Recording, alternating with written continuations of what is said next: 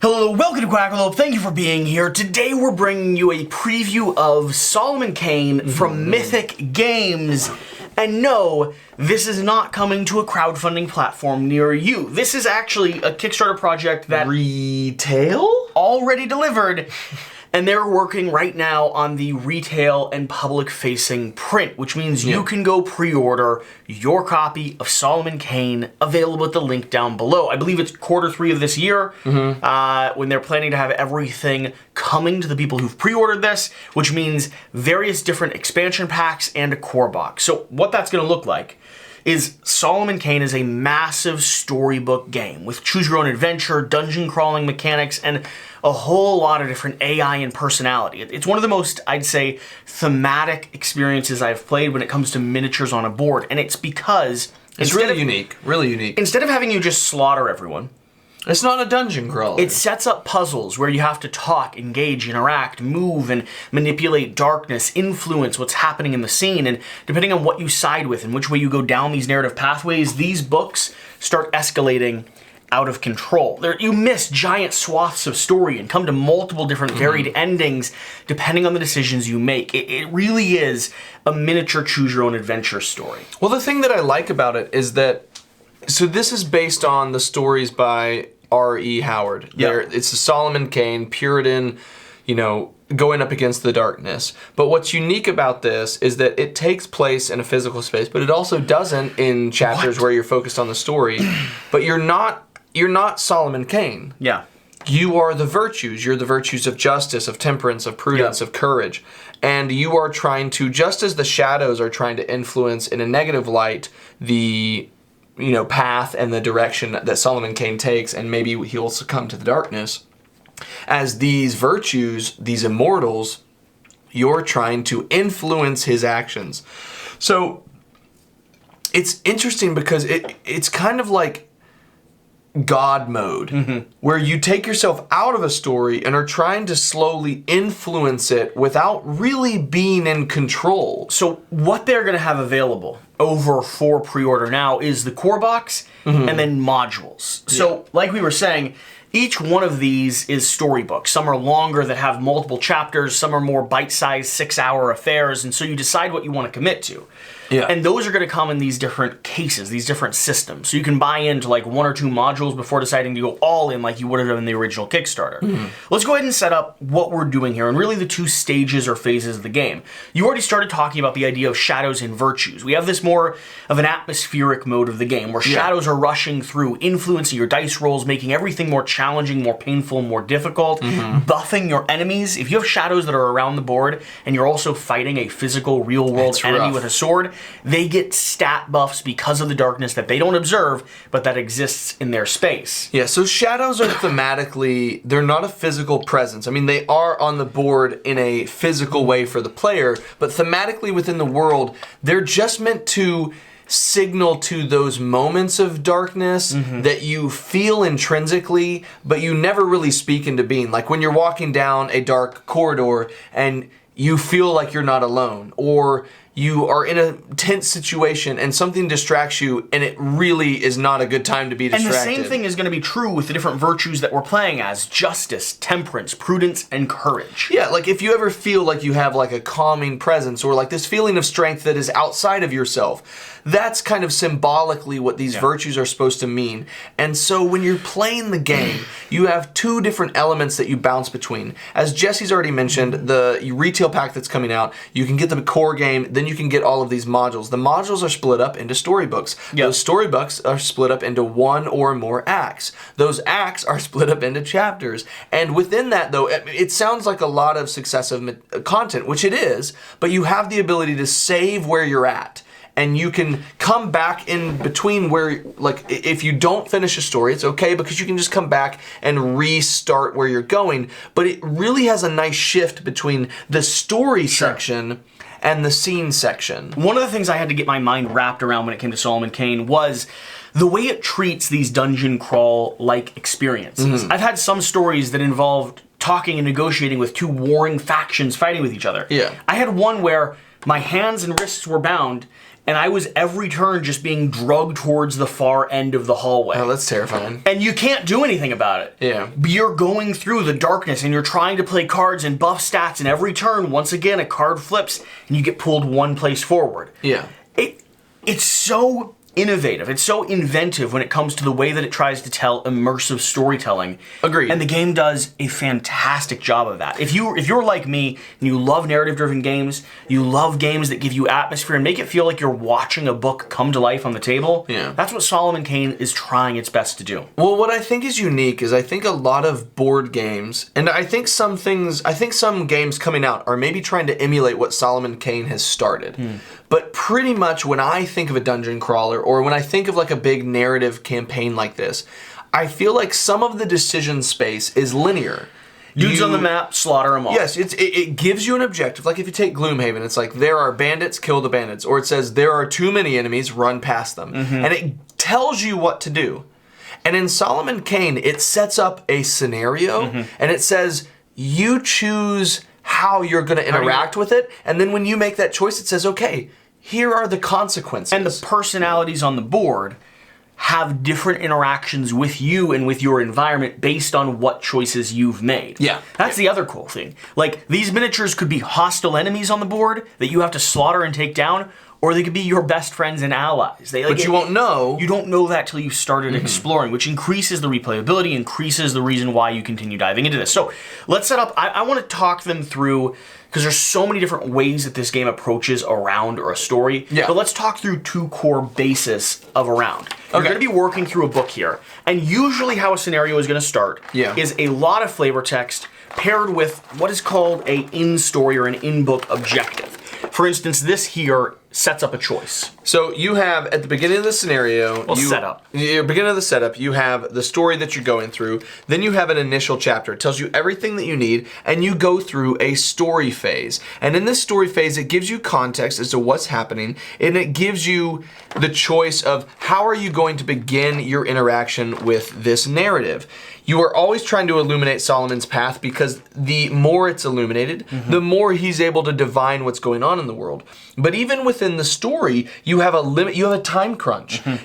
So this says how many darkness cards exist within this chapter. And darkness is really a consequence and a timer. Yes, Every time it ticks down, you're getting to the point where you resolve no matter where you are. The fewer darkness cards you have, the less opportunity you possess to change things, because you have fewer turns. Because it's a cooperative experience. Now you can play this solo, you can play it competitively with someone controlling darkness, but the most traditional aspect that you would engage with this initially is the cooperative phase. It's how it was designed and intended to be at the outset. Yeah. And what that means is a virtue takes a turn, and then the darkness takes a turn.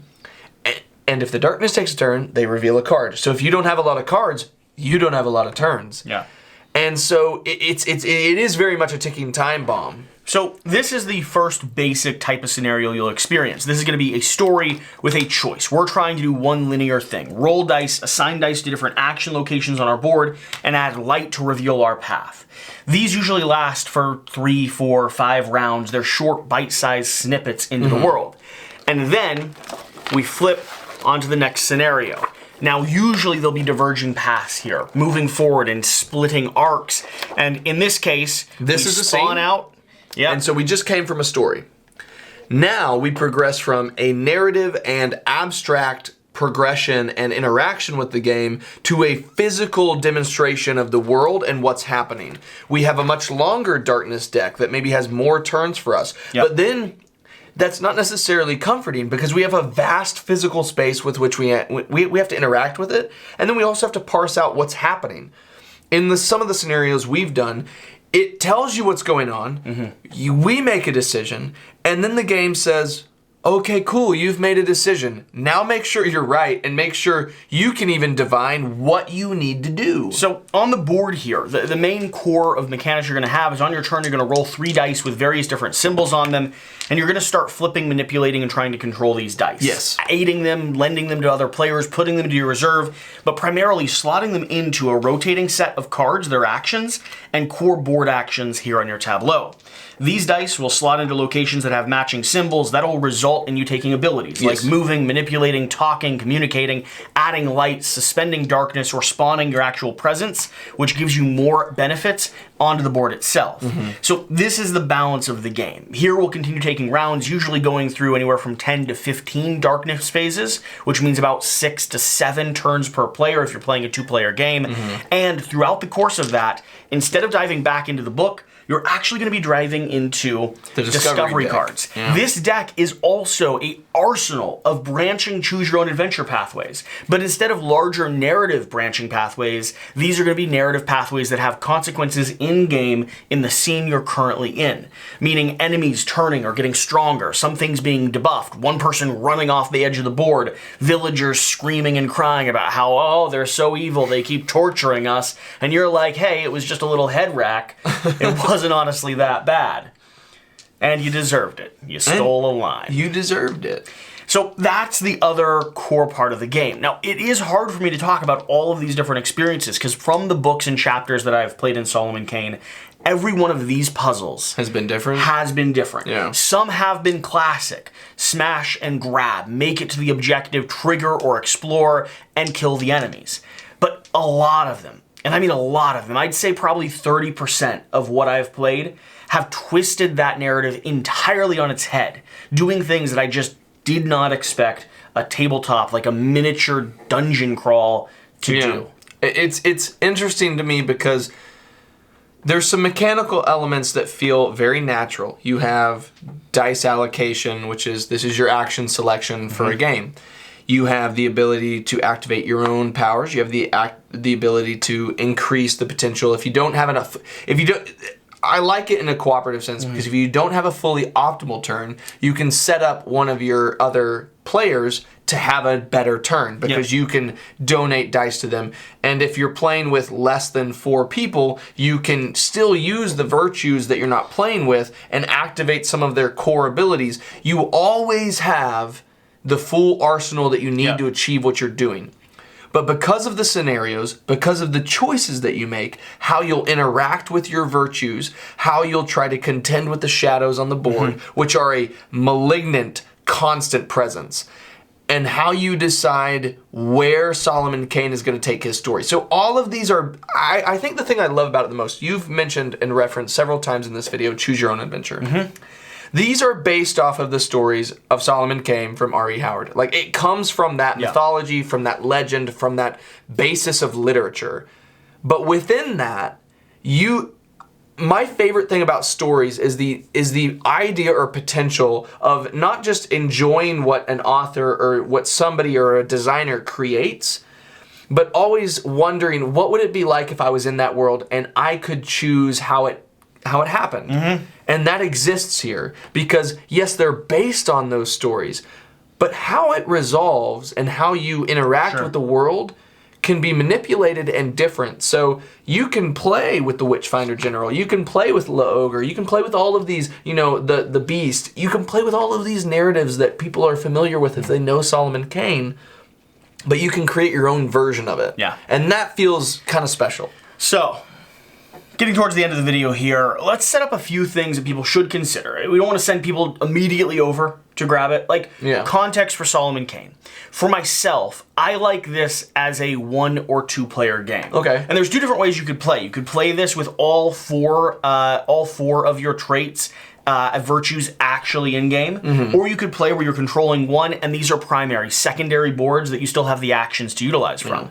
And as a solo puzzle, they actually have a 5th character, Providence, that allows you to come in and get kind of the powers of everyone mixed together. I think Providence, so it's not as much to balance. I think Providence sounds fascinating. The reason I like it as a solo or 2 player is because it's one of those immersive storytelling games, meaning lots of story, lots of flavor text, lots of stuff happening. And I do find that maybe a little bit too long on the getting back around to your turn and too little on the decision making for interesting narrative bits if you're playing with more than 2 people. Because for me, the unique aspect is as 2 players, which we've done some, we get to access their board of those virtues that are unplayed. The only thing we don't get is their deck, which gives some variability of additional actions that we could. But the loss of the action decks seems somewhat minimal compared to the time bloat that might exist if we had 4 people. The other things to consider is that this is not necessarily a light game. There are some great how to play videos out there. I know Becca Scott produced one back in the day. It's pretty dense. And so worth diving into. But even with some of those supporting pieces of content, there's definitely going to be some nuanced questions because there's so much variety when it comes to the chapters and the narratives that you're going through, and so many cards from point A to point B. It's got a lot of cards.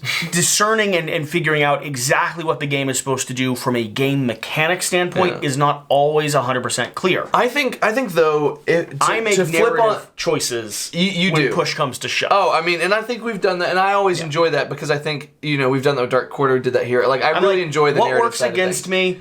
What would they actually do? 100%. Let's keep playing the game. Yeah. I think for me, though, the special part of this is I'm always enticed by a lot of these games.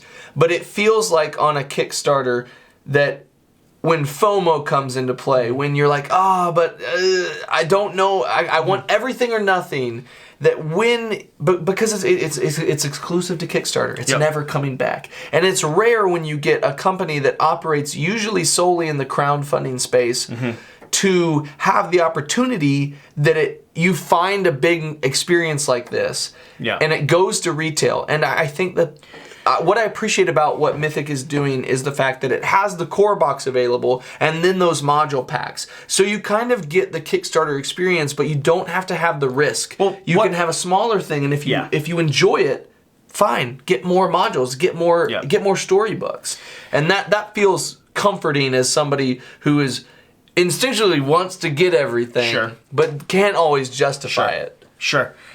So there you have it, a quick look, a preview of Solomon Kane. Let us know if you have any questions down below. Let us know if you're swinging over and picking up a copy of this, and let us know what you want to see us play and dive into, because I think we're hoping to explore this a little bit, to like maybe get a gameplay up or something. What I'm curious though is what's the mouth feel like?